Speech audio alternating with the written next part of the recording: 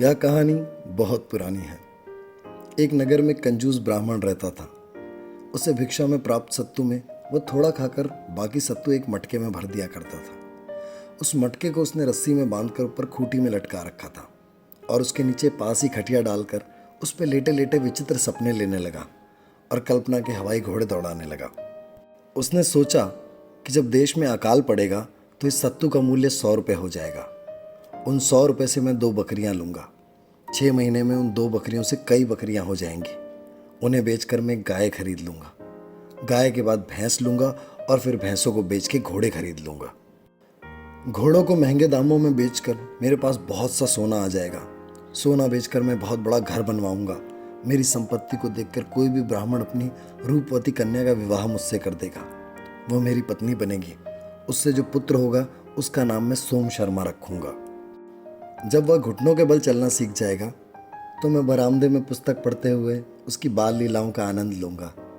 उसके बाद सोम शर्मा मुझे देखकर अपनी माँ की गोद से उतरेगा और मेरी तरफ आने लगेगा। तब मैं उसकी माँ से क्रोध से कहूँगा, अपने बच्चे को संभाल।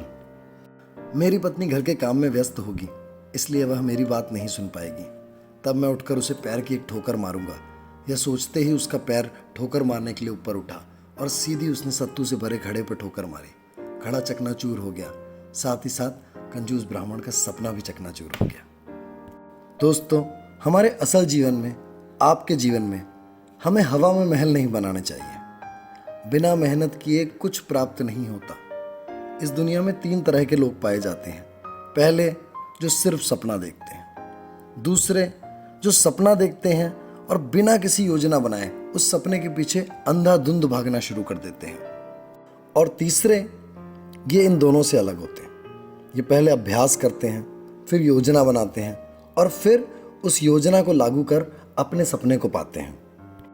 जो लोग अपनी जिंदगी में सफलता के शिखर तक पहुंच चुके हैं, उन महान लोगों का मानना है कि अगर कोई व्यक्ति गहराई से सोच विचार करे और सही योजना बनाकर सही दिशा में आगे बढ़े तो वह इंसान निश्चित रूप से अपने किसी भी सपने को हकीकत में बदल सकता है।